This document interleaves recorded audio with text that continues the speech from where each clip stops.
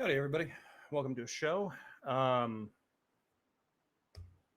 yeah, the news has been bad. Last weekend was weird and vaguely dystopian, but in a really cheap WWE produced kind of reality show kind of way. I do apologize if I'm a little hard to hear. I do have there's like fans going and stuff like that. I've got as much noise reduction going on as I can, but it could come through to you, you know, if you listen really close. Plus, there's always birds outside.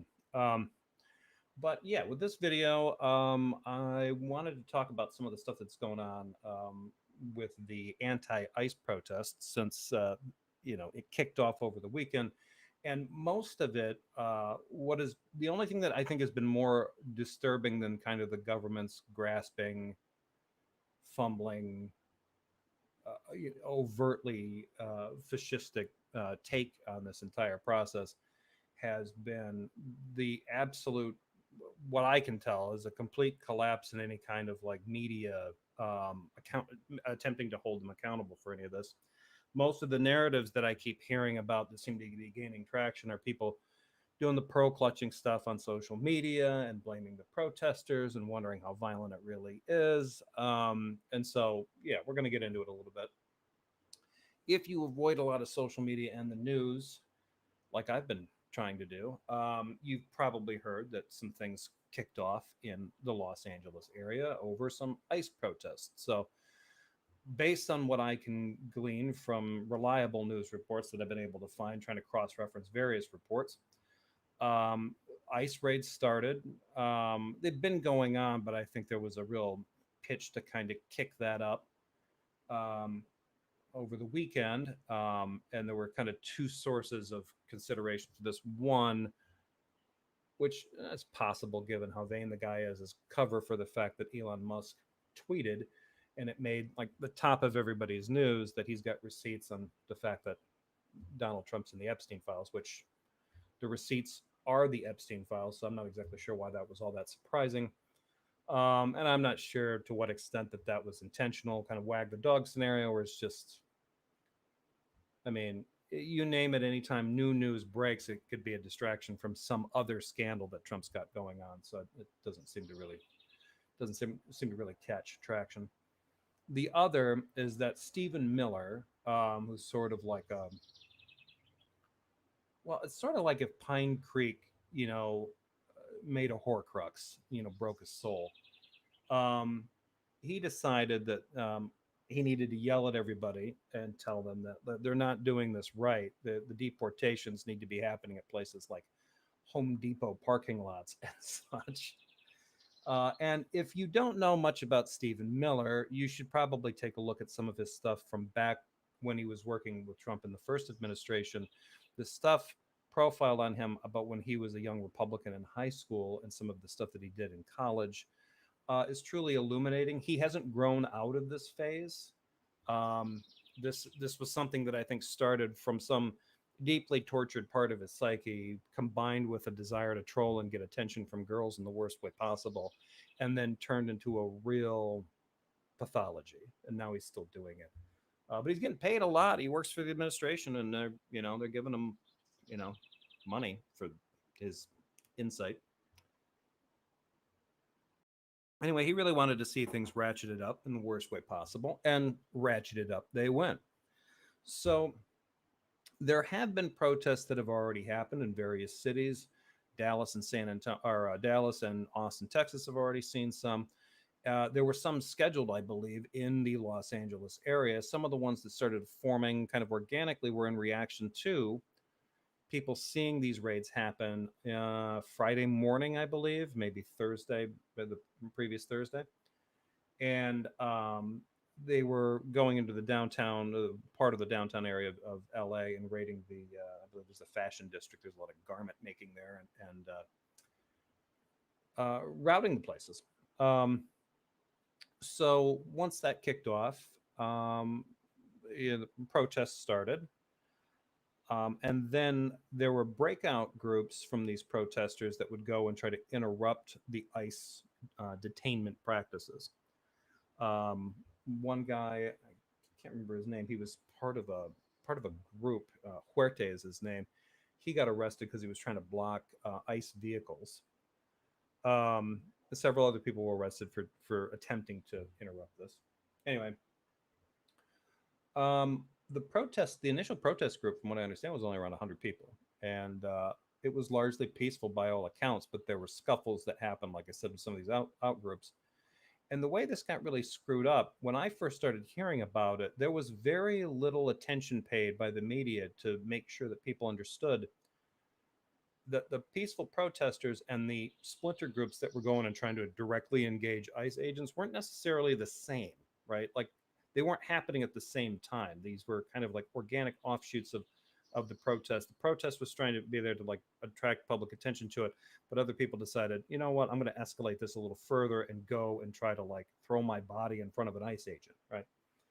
Um, so any scuffles or anything that happened between members of the public and ICE agents or members of the public and local law enforcement out there just got conflated into being, well, this is what the protest is, and now the protest is a riot, which happens so fast now that I'm really surprised. I think we need to establish a push to get the First Amendment amended to say that we have the right to riot, just so that we can kind of like calm these guys down. Because if you say no to something and hold out a placard and stand on the wrong corner, you're an insurrectionist and a rioter. I would think they'd know what an insurrectionist is. They tried to do one on January 6th, but apparently there are different rules for different groups. So, you know.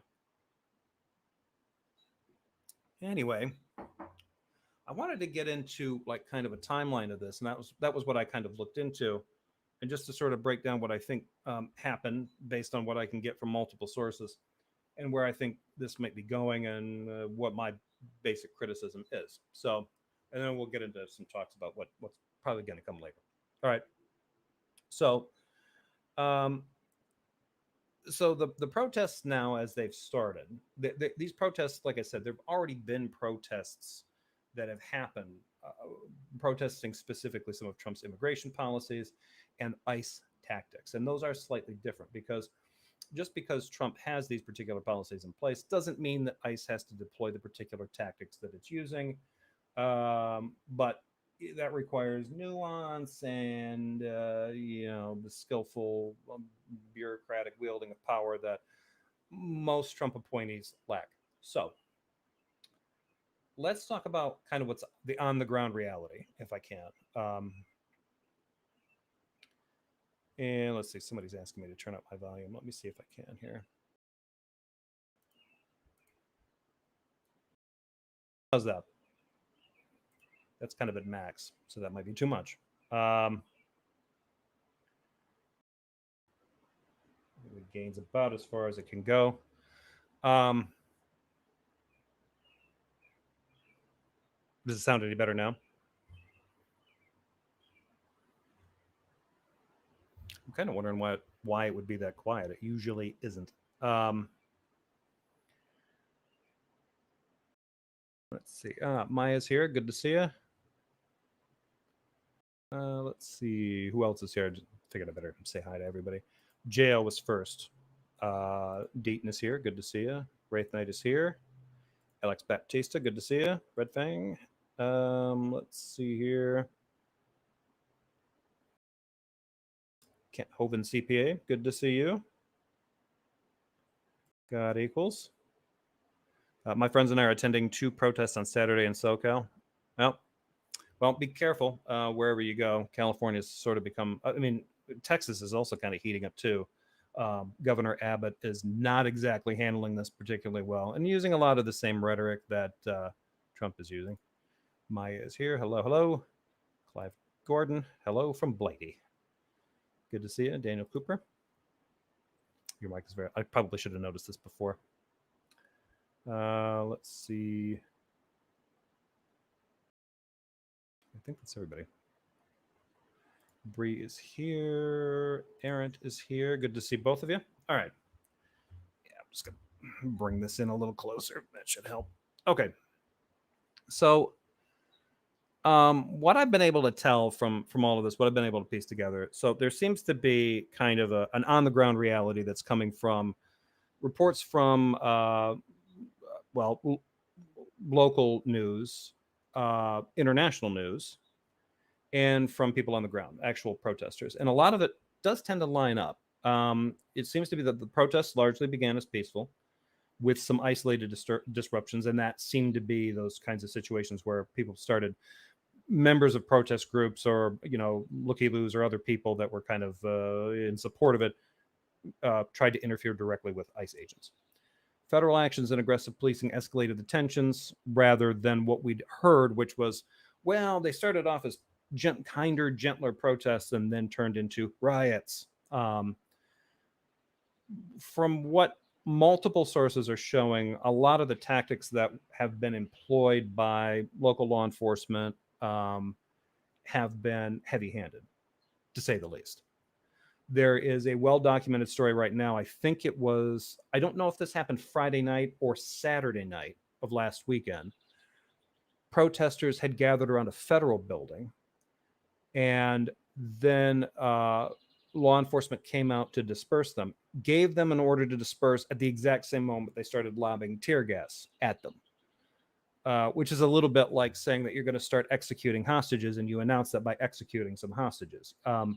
Not a great look. Seems a little unhinged.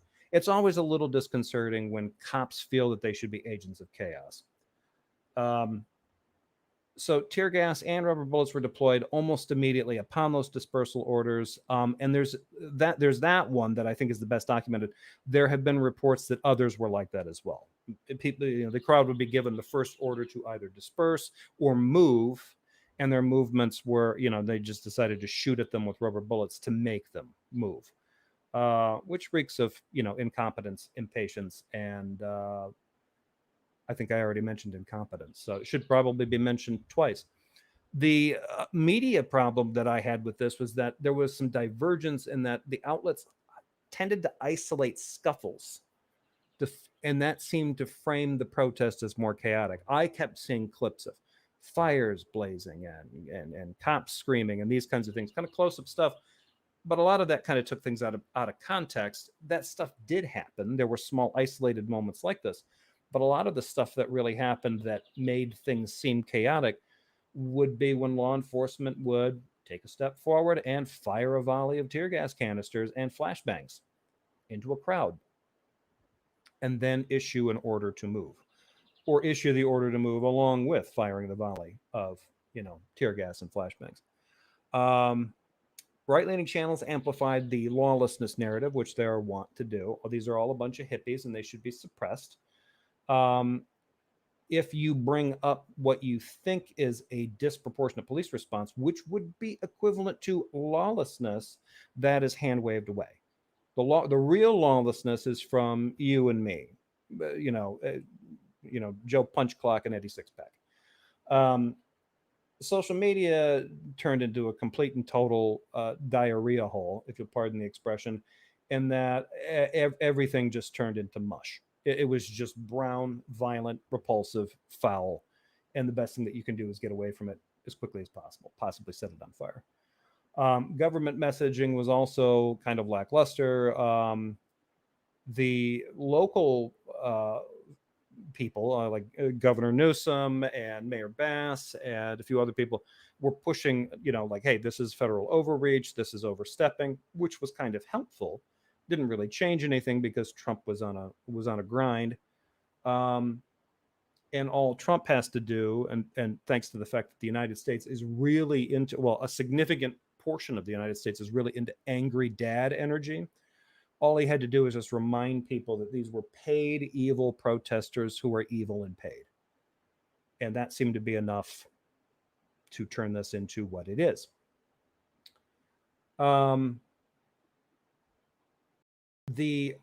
Almost from the very beginning, from the weekend when interviews started happening, Trump's presentation of the entire thing was a very old and worn out narrative of, well, these are uncivilized, undemocratic, lunatic insurrectionists bent on taking power from me, your good and faithful, founding fathers, Pope, and then what we're going to do instead is, usually I'm surprised he didn't drop the name Soros, then pivot to the fact that like you're all paid agents too, right? So it doesn't matter that you're a bunch. So at first you're a bunch of reactionary lunatics who just want me out of power, but you're also calculating, cynical, duplicitous creeps who are transactional enough, who just take money from my left wing enemies and then go out and do this kind of stuff to make me look bad in the public, which is a hell of a ballsy thing to say, because essentially what's happening in this case is that Trump is using these protests and stoking them, trying to turn them into full-on conflict so they look more riot-like to make him look better, which is the whole point of trying to stick a bunch of National Guardsmen in there and stick actual federal soldiers in the mix, just to make it as chaotic enough so that, okay, well, we got active duty soldiers. Can't hate them, otherwise you're not a patriot. National Guardsmen. Can't hate them, otherwise you're not a patriot. Blue lives there. Well, they matter. Can't hate them, otherwise you're not a patriot. These assholes who want us to keep criminals in the country, these protesters, I mean, sure, they have a First Amendment to talk, but not on my dime. It's just absolutely fucking ridiculous. None of this actually tracks with anything that any normal American should have built into their brain from basic civics, assuming that basic civics was ever taught. So, there is also this weird kind of thing happening I've seen in some centrist circles where they're kind of both sidings the kind of thing. Well, the police have done things the right way and the wrong way, and the protesters have done things that were good and were bad. One of the things that I think needs to be cautioned about this, we as a society vest an enormous amount of power into people who are in law enforcement situations or executive branches or things like this.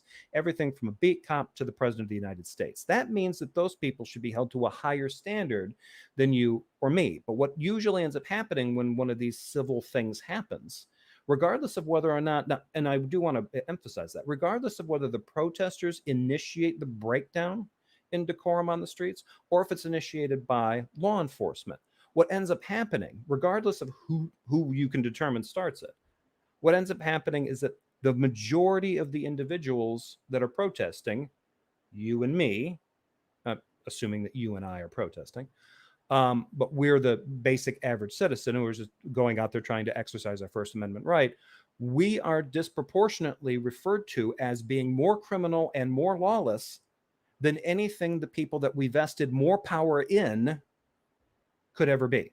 That is a dangerous narrative, and it's a trend that Americans need to snap out of. It's the one thing I admire about libertarians, because they just kind of look at anybody vested with power with some kind of government imprimatur as being dangerously crazy or stupid. And in this case, with the Trump administration, I would say they're absolutely correct.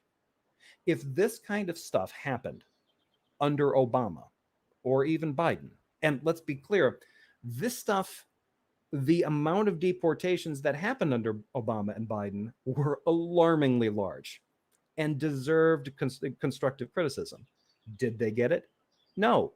The right wing invested in telling people that not enough was happening, that Biden and Obama were too soft on them. This is a problem that Democrats have. They try to be tough on crime and really try to meet the Republicans halfway on something, and the Republicans will just call them a bunch of granola munchers. And then just use that narrative, build that tolerance up over time, and then launch this idea. So, Maya says, I don't know that Bush could have gotten away with this. I don't think he could have. I think most presidents would not have been able to get away with this. Trump gets away with this kind of stuff because a lot of people, I really do think this, a lot of people do not see him as being real. Remember, the only reason that he had a political career was because he spent 12 to 14 years on a moderately successful reality TV show on NBC. The producers of that show acknowledged that they kind of made him into the phenomenon that he has now become. There are a vast majority, well, I think it's higher than the people that have even voted for him, that believe that Trump is actually a successful businessman, largely because of the optics of that show, not because of the reality of his actual businesses, because he's a loser and a moron. But the show made it seem like, well, he's in a position, he's in big buildings, he's got gold on stuff, and he's in a position to hire and fire Meatloaf, for Christ's sake. He must be up to something good. He wasn't. It was all smoke and mirrors.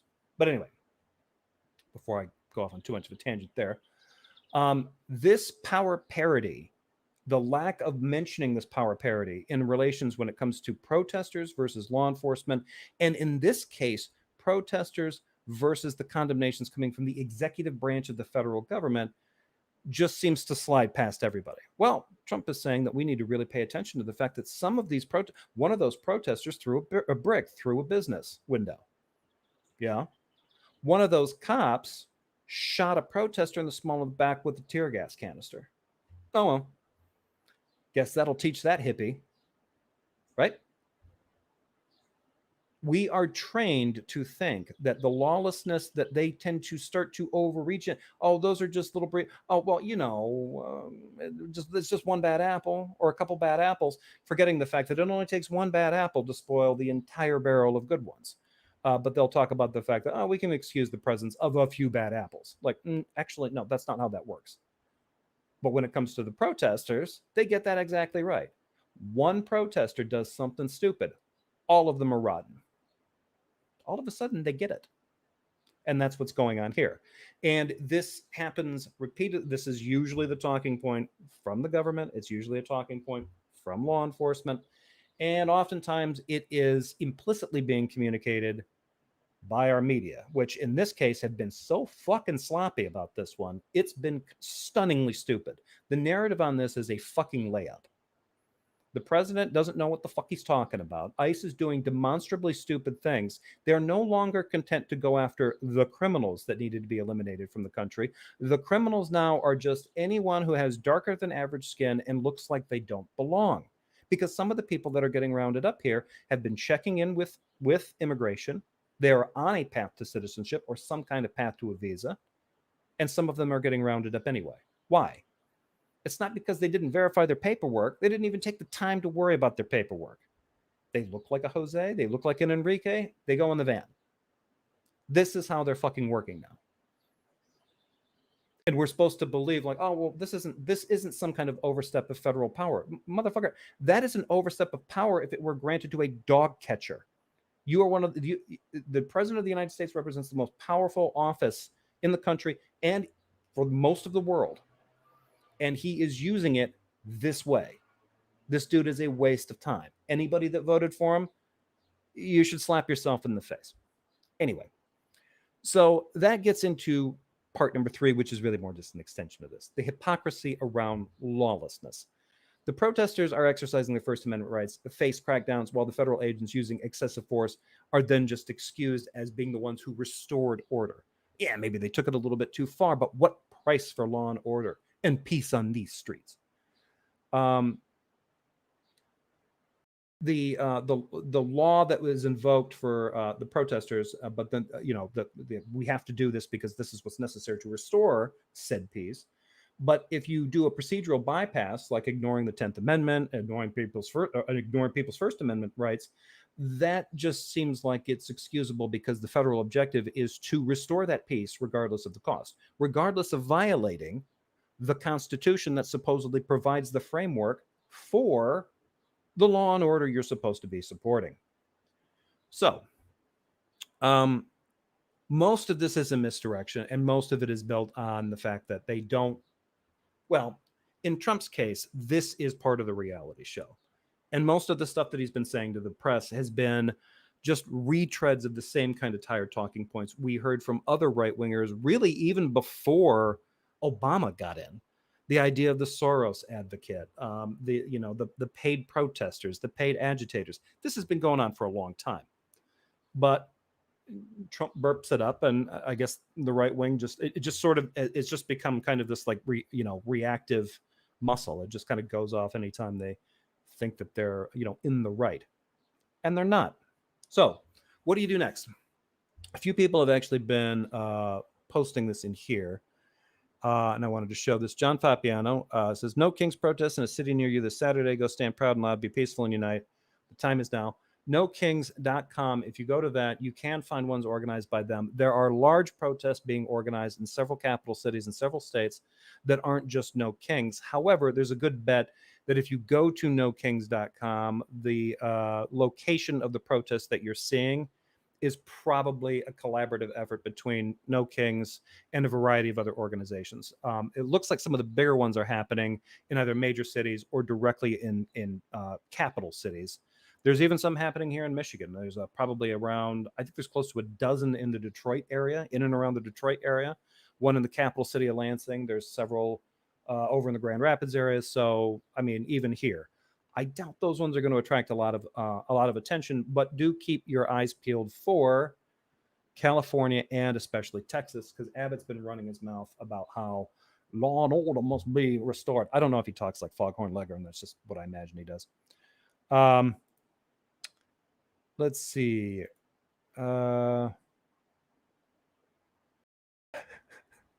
Most of his supporters are being told that not supporting Trump is not supporting Jesus. That is true. Michael Deaton says, I literally know Meatloaf's daughter. She's rich AF now, but an awful person. Huh. Interesting. Also, R.I.P. Meatloaf. He might have been an awful person too, but I like some of his songs. Victim blaming is a cultural pastime here. Yeah, it certainly is. And it's boring as shit. It really needs to fucking stop. Raphael says the Aussie journalist who was shot point blank with a rubber bullet all but apologized to the PD for being in the crossfire. Well, that's a lick spittle move right there. Maybe she was afraid she was going to get kicked out before she got a real scoop. Nicholas says Stephen Miller is Dorian Gray's painting come to life. It really is true. He becomes more evil the more hair he loses. If anybody is interested, I don't know if anybody's seen it. I need to find it. I'll probably show it the next time I'm on. There's an exchange, and I saw this of all things. I saw it during a Jimmy Kimmel monologue, I think about a month back, and it was Stephen Miller talking about something with somebody from Fox News, and there is this, humorless smile that he gives this guy, and when the guy stops looking at him, turns away to face the camera to kind of sign off the segment, Stephen Miller's look stops, and he's just grimming this dude, staring at him like he's going to like eat his skull.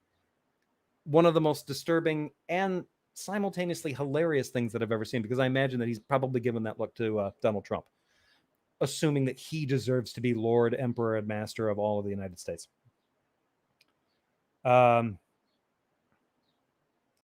Would a good businessman be in bankruptcy court a few decades after being given what, $500 million in the early 70s? No.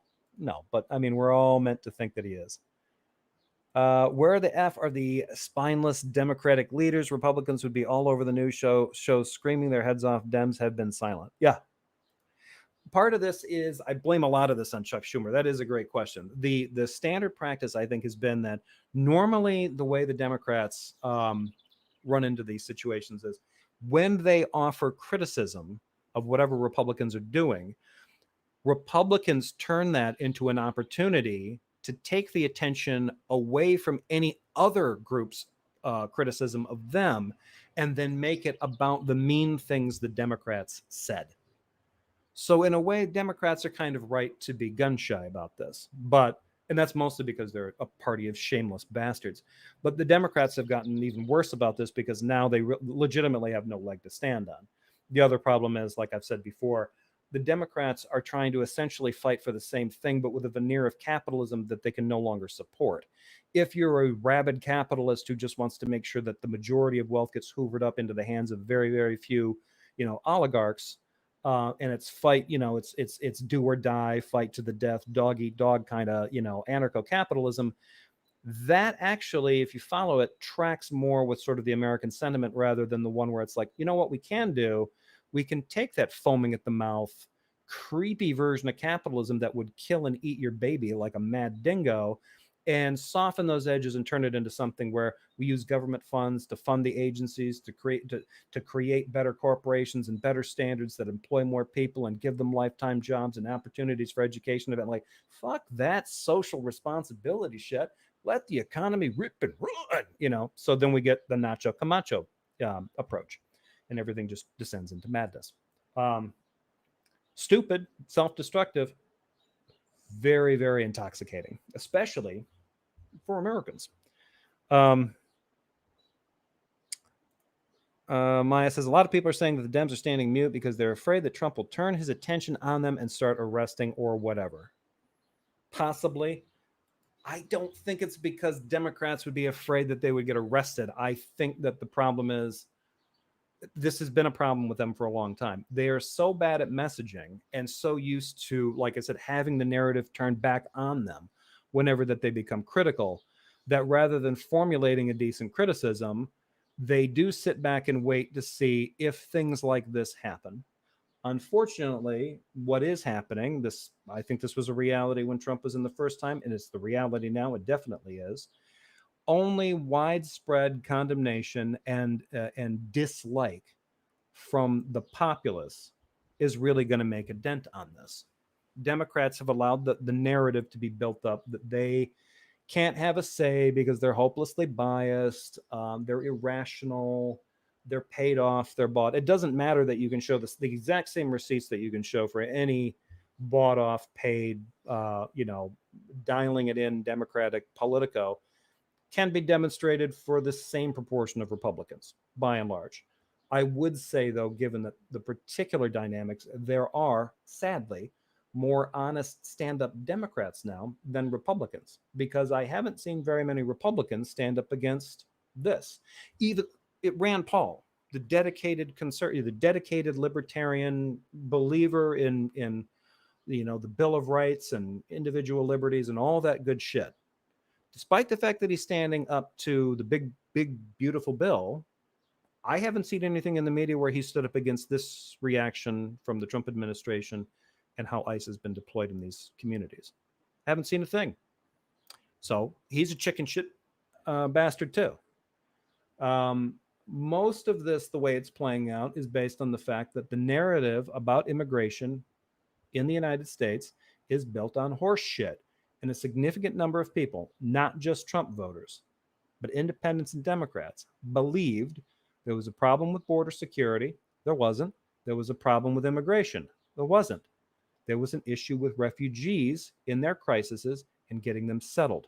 And there was a problem with federal coordination in getting those issues handled.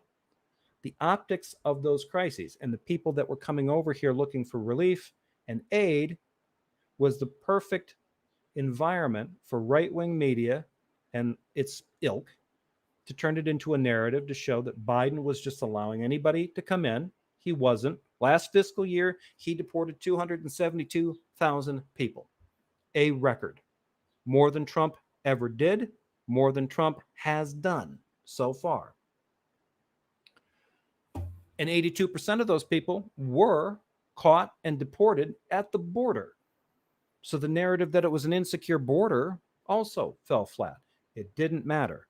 The narrative that there was border insecurity stuck with people. The narrative that there was a problem with the immigration system stuck with people, but not in the way that actually mattered. It wasn't because it's a Byzantine Manichaean system that's completely contradictory, capricious, and unfair, and slow, and underfunded, and stupid. Built out of a variety of different laws that were all reactionary from like 40 years ago and onward. And then you take into effect that what's happening now. Well, Trump, you listen to some of these supporters. Well, there's some things I don't like about Trump, but I do like the fact that he's cracking down on immigration. Really? Has he deported as many people as Biden? No. Has he made a bigger show of talking about how badly he wants these people gone and how much he thinks they suck? Yes. And apparently for a lot of people, that is all that matters. You just need to go out on stage and tell American people that you hate other Americans a lot, or other people who would like to be Americans, and you want to make sure they never get that chance. Whether you can actually pragmatically accomplish that doesn't matter. It literally is a strange situation of Trump's heart being in the wrong place, and that makes these people's hearts warm. It's fucked up. Let's see. The link or post was deleted by mod. I don't know if that it was. LA Times. Here's a good one. Lawsuits challenging 2024 election results moves forward after Kamala Harris received 0 votes. That's interesting. I have heard some of these things, some of these clips coming in. It is interesting to me. I'm not really on any kind of, but Titan was right.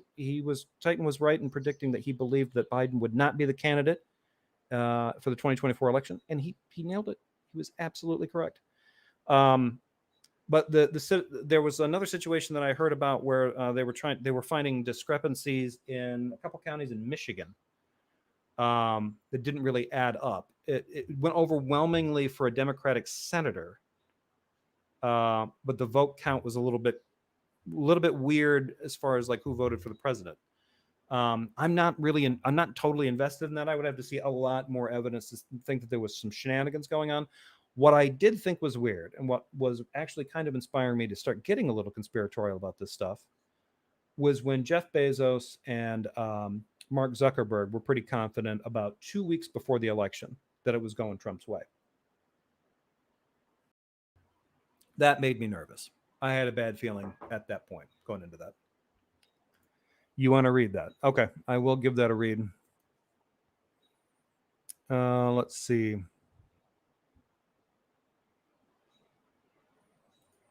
Let's see. If you post a link, YT won't allow it to show unless you're a mod. Mods didn't delete it. Okay. Yeah, that's true. I need to check my settings too because I don't know. I do allow links because obviously Titan just posted his, but wow, thanks for remembering, Jefferson. No, you schooled me because originally you made that prediction and I was skeptical. I'm like, I don't think so. I mean, I'm pretty sure it's just gonna float in. It's just, warts and all, literally. It's gonna be Biden versus Trump, and Titan was right there, like, nah, one of them isn't gonna be the candidate come November. He was right. Oh no. Let's see. Yeah, this one I have heard about. To look into the Rockland court case in New York. I've heard about this one. My mom has been following this quite close, and she doesn't give me too much about it because every time she starts talking about it, I'm not really like, I'm like, yeah, okay, maybe. But again, there is that part in the back of my mind that's like, I remember 2 weeks before voting day, Mark Zuckerberg and Jeff Bezos both seemed pretty cocky about, oh yeah, Trump's winning. Like, are you predicting that or guaranteeing it? Like, holy shit, did you rig something? I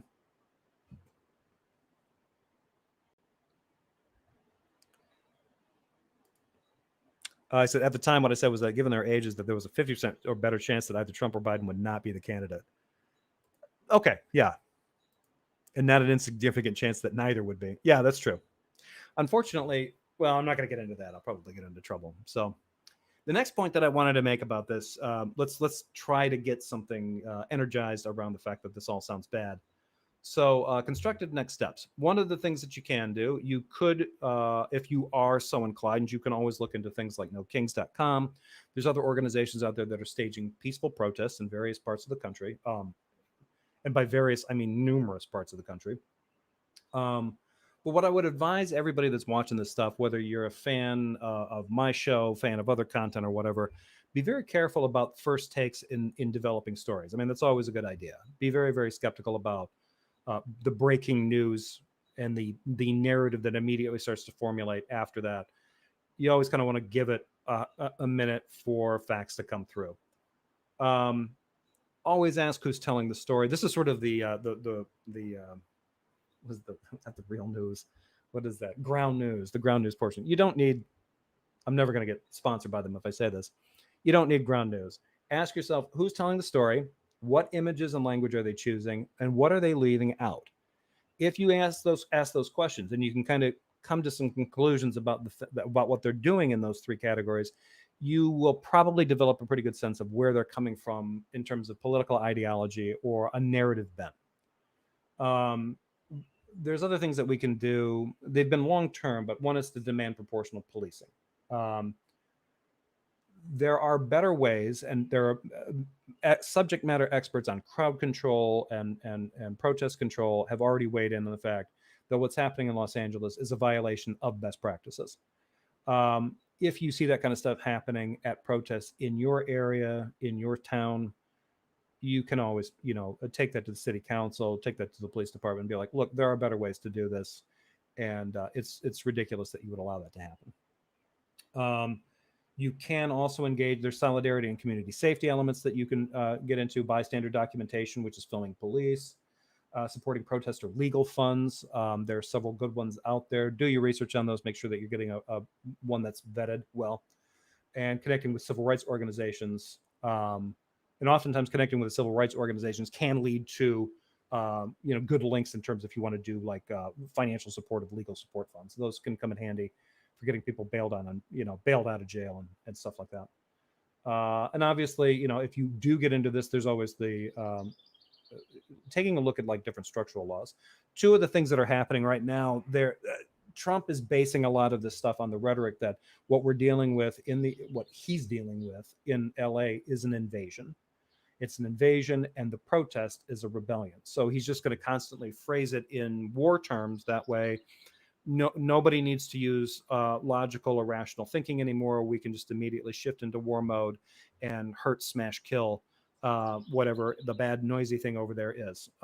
Make it go away. Make angry Daddy Trump happy again. That's not necessary. Part of some of our structural stuff in government is designed to prevent a president from doing that.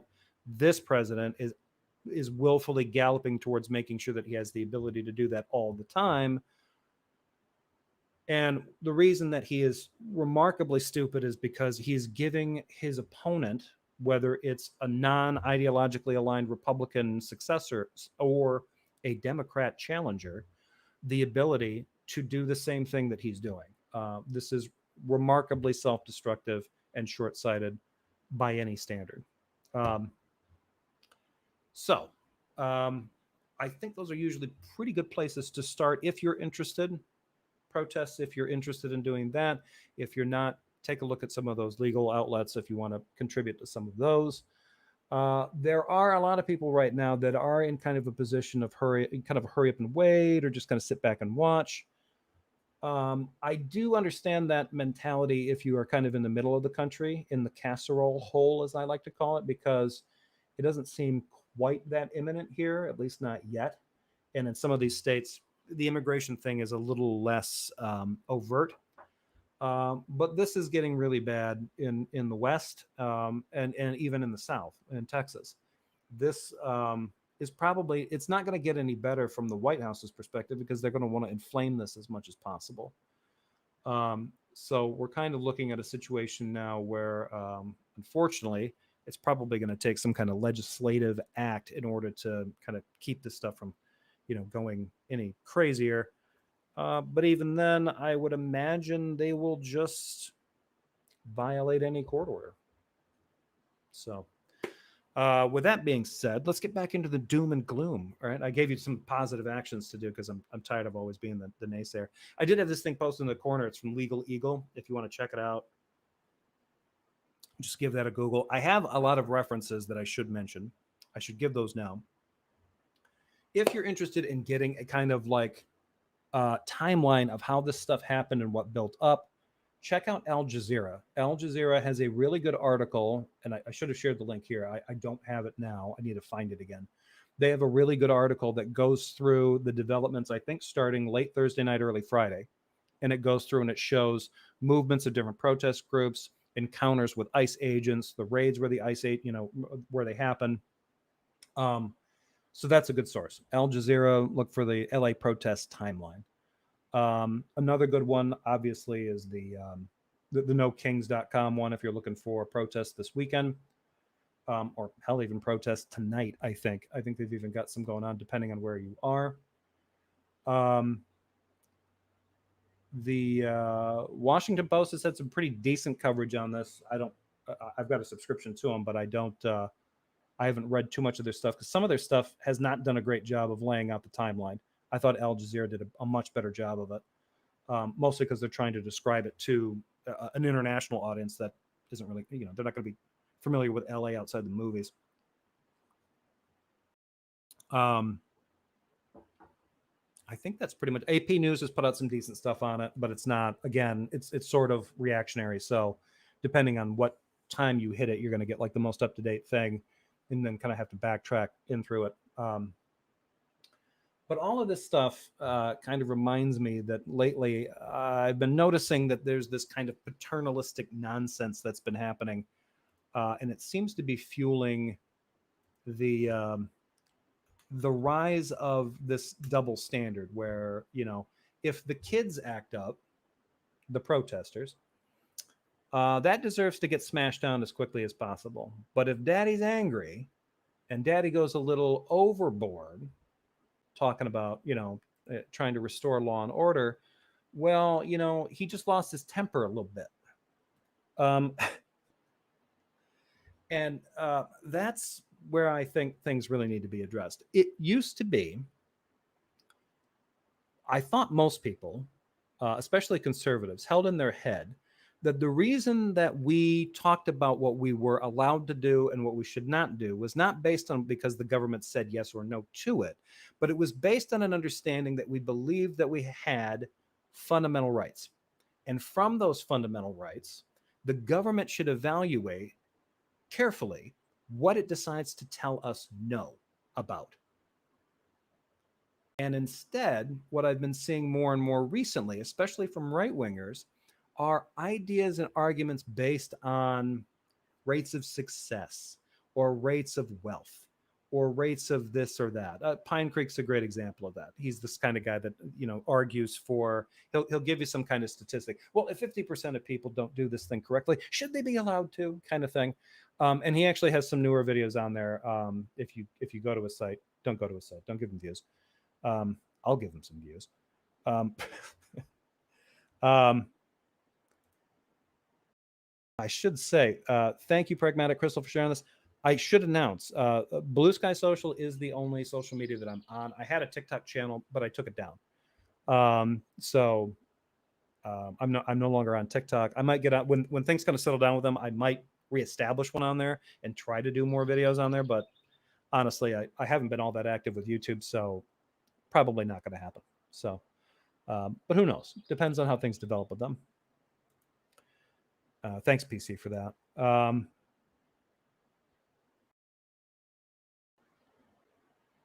Let's see.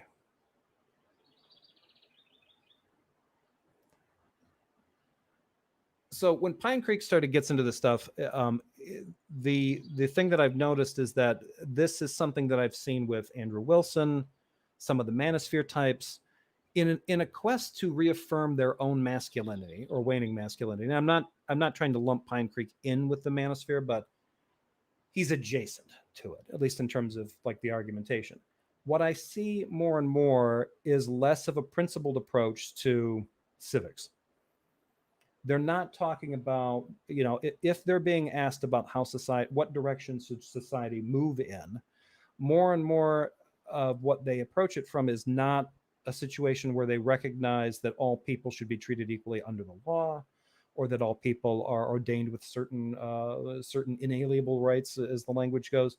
They kind of look at it from the perspective of performance. If I'm good, I deserve more, and that's my right. And if you don't perform as well, if you don't grind as hard, you get less and you deserve it. It's a really strange kind of it's an overgrowth, I think, of a corporate mentality. And I'll explain that. In a corporate mentality, the Matthew principle applies. Those that earn more will get even more rewards. Those that earn less will lose it, possibly losing everything. Those that don't do much of anything definitely lose it all. That seems to be getting applied more and more from the corporate mentality part of the American psyche onto American civics.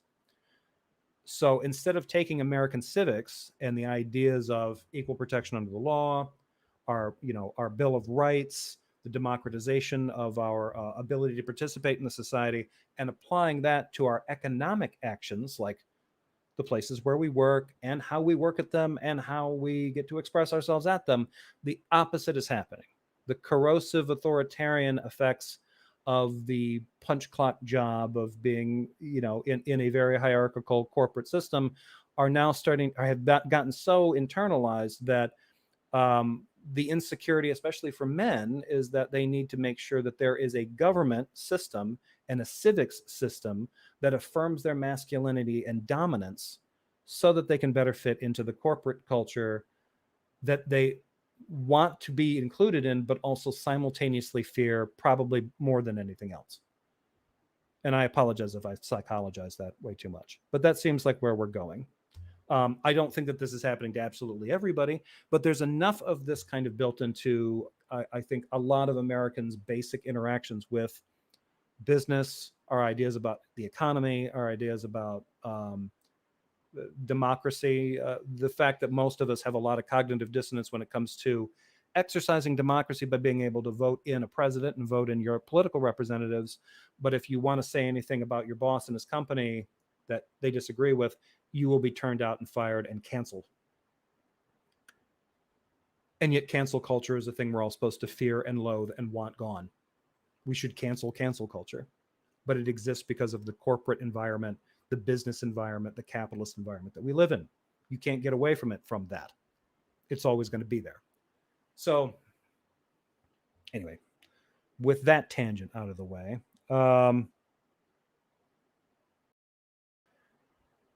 let's see.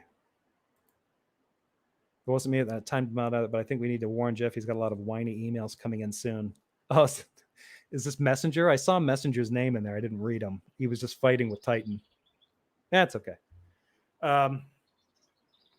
Yeah, maybe I will get some whiny emails. You know, your people are out of control. To which I will say, yeah, I do know they're out of control. That's why they're my mods.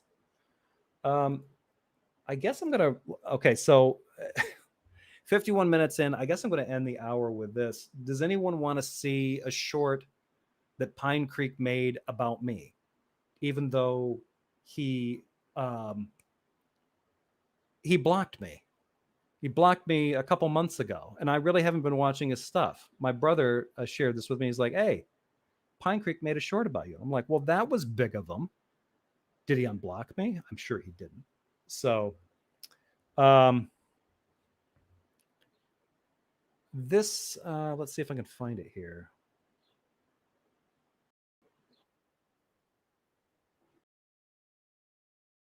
Okay.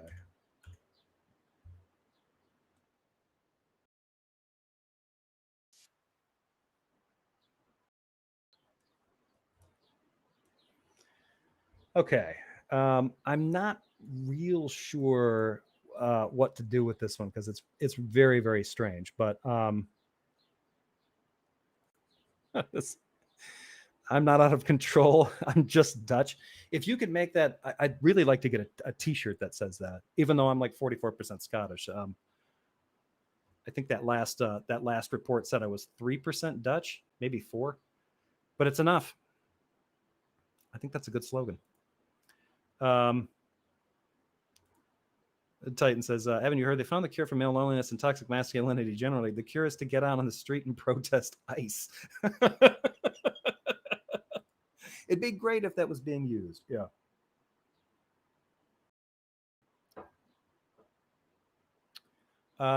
This is interesting that you say that. I'm sure Pine Nuts is loving the LA situation. This is the thing I find kind of weird. I'm going to show the one that he did of me, but he did just drop a brand new one. And it's the chief of police, LA chief of police. And I'm trying to remember his name. But the video is something like, well, this guy's given a press release and he's talking about how violent it was and how much destruction was done in this portion of downtown LA. And that sort of justifies the response coming from the federal government. I'm like, it doesn't, but Pine Creek believes it does. Pine Creek, when he was on on Parker's show, was talking about all the various ways he does not like Trump's policies, doesn't like the tariffs, doesn't like some of his economic moves, a variety of different things. But in this case, it's like, oh yeah, he's violating several constitutional-ish, separations of powers. Maybe don't deploy federal troops, active duty troops on American soil for something that didn't something like this, we're not being invaded. Basically, the whole thing is to push it into a court battle, and they're like, well, the president can do that if the president feels he's got his feelings up and feels that an invasion is happening. It's like it really needs to require something more than that. So this is very short. I'm going to play this. This is from the very long stream that I did last time I was on about the white guy blind spot. Let's see. Share here. Okay, let's flip this around. I'll play this as embiggened as I can. So I apologize for the look on my face, but anyway, this is step 9 for white woke progressives who sin. Hashtag Matt Walsh. I'm going to play this and then take a moment, like just a couple of seconds. I'm going to put this in because this is always a quote. Pine nuts ought to shampoo my crotch. Amen.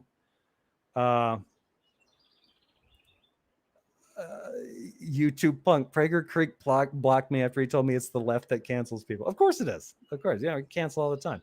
Yeah, the right has never canceled people. Never. Jesus. That's what deportation is.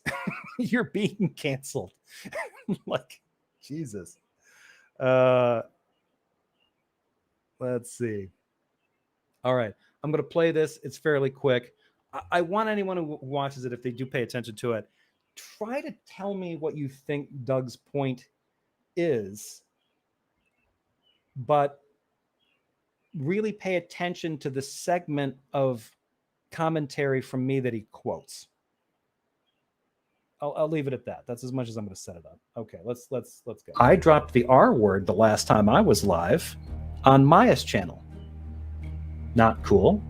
Plenty of people on there caught me in it, called me on it. Maya corrected me on it. I've had to adjust my thinking around that, but that was a learning moment for me.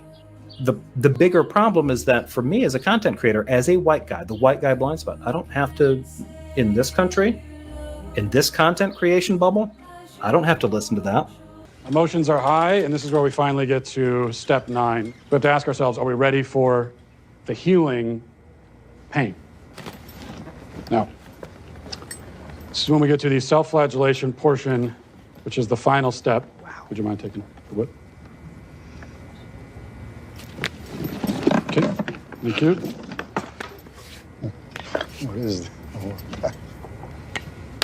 Dude, this is ridiculous. I'm Me too. I dropped the R word the last time I was live.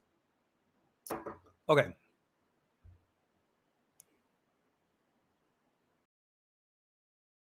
Scolded by the goddess.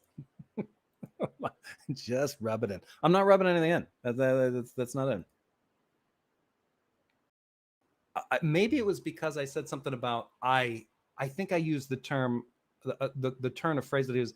That was something that I had to consider.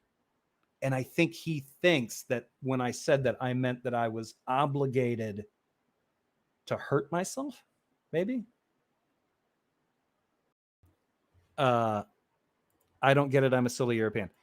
I'm going to say this just to kind of correct myself. I really did not get this. When my brother told me that this was on there, I was like, okay, but the comment that I'm making is the opposite of it's the opposite of needing to punish myself. I'm literally in the comment, in what he left in there, I'm literally saying, as a white dude in the United States on social media, I don't have to address any of those concerns or criticisms at all. What's not said there, what's cut out, is that when I talk about the fact I can just retreat into an echo chamber and avoid that criticism forever. It's literally the opposite of having to punish yourself for it. It doesn't matter. Like, I could go on and do the content creation thing, unless what Doug is trying to say is like, well, not if you want those same viewers. Like, even then, it doesn't matter. The ones that are the most offended can offer that criticism and be like, look, this is a make or break for me. Take this into consideration, take this seriously. And if I don't see that you're making an effort to change, I'm just not going to watch your content anymore. Okay. You lose that viewer. You don't change. You don't take it into consideration. You just blow it off. Maybe you double or triple down on it. They leave, you lost a viewer.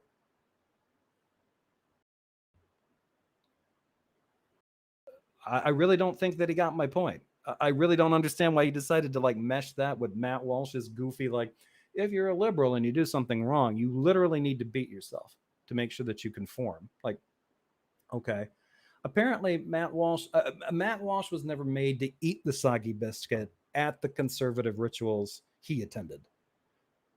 Because I assure you, there are people that are on the the low end of the. Actually, given Matt Walsh's demeanor, it seems like maybe his entire career is based on getting over the soggy biscuit eating. Never mind. I retract my. I think my hypothesis has changed. Uh,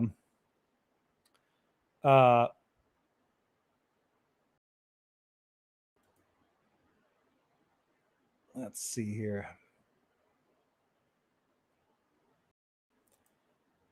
Tom says, Doug is trying to say you were supposed to make this concession and promise you will do better. You had no other choice. Yeah, but that was not my point. That's his point. My point was, I don't need to do anything. That's the reason white guys are in a blind spot in the US. We literally don't have to take criticism seriously other than to use it as an impetus to move further away from anybody that would offer us any kind of constructive criticism and towards an echo chamber where all we do is get our egos stroked with a happy ending. That was my point. Doug seems to have missed that, but Doug has demonstrated in the last couple of years that not only does he not have great reading comprehension, but his listening comprehension is also compromised. So I'm going to get my picture off there because that's just disturbing. That needs to go away. Let's cancel that. All right, folks. That's pretty much all I've got for now. Yeah. Anti-ICE protests are going on. I don't know how successful they're going to be. The president is a cartoonish monster who makes Mr. Burns look like a super genius. It's not good. And we're only 6 months in to our 4-year tour with this idiot. It's probably only going to get worse unless he fires some of the dorks that get really good and enraged around him, like Stephen Miller. But I have a feeling that Stephen Miller is going to last as long as Trump will. So,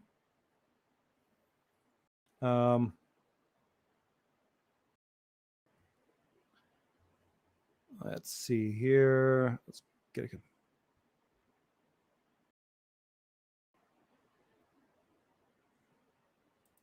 a. Yeah, I get his point now. It's time for bed for me. Okay.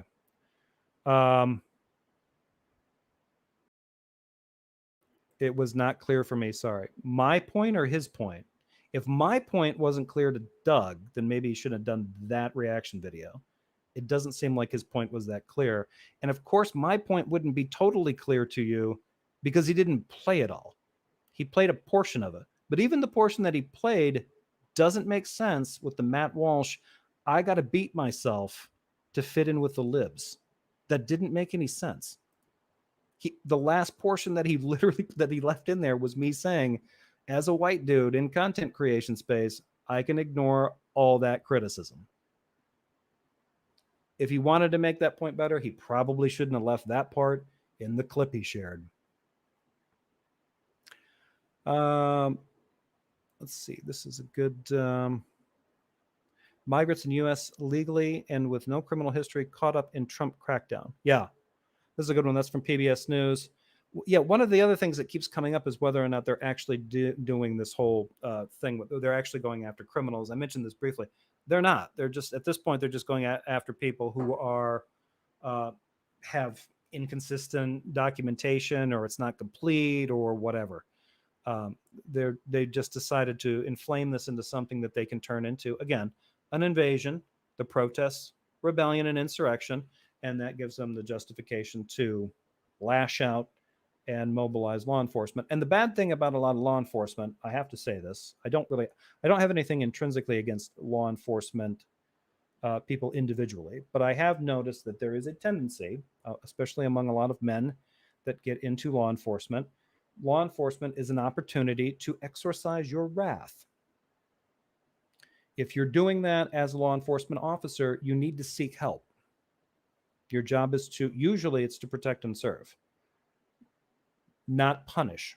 You are not on some mission to initiate a reckoning. Stop doing that.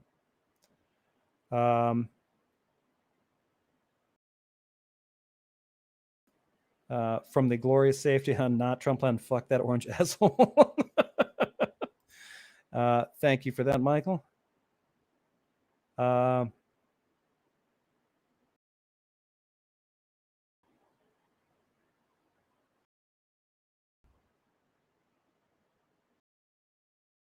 This makes no sense.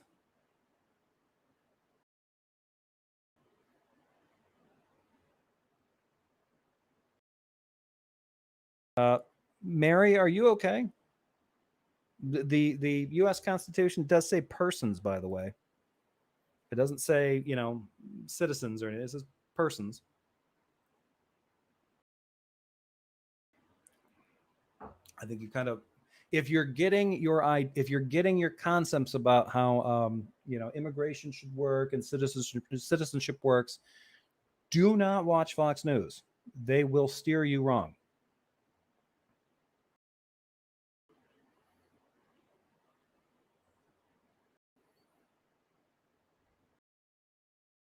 Okay.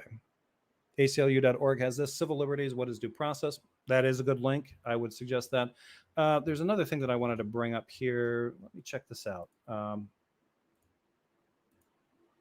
Christ's sake.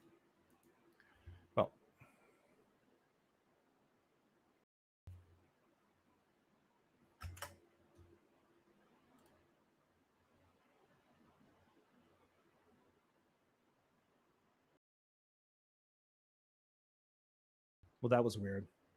That just locked up in the worst possible way. What I was actually going to share, Harvard is supposedly launching, or has launched,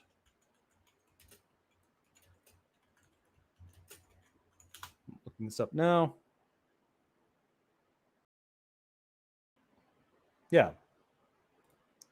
Harvard University offers several free online courses focused on civics and government, including American government, constitutional foundations, and We the People, civic engagement in a constitutional democracy. These courses provide a comprehensive understanding of the U.S. political system from its constitutional basis to the role of citizens in a democracy.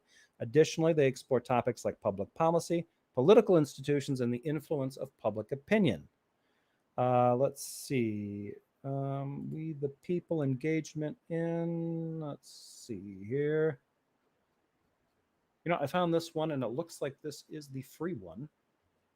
If you want a certificate, it's $149 from the Harvard Kennedy School of Government. But if you don't want the certificate, I believe it's free to audit. So I'm going to post that here if anybody's interested in that. I would also highly recommend, Mary, if you're listening, take that fucking course. Stop watching Fox.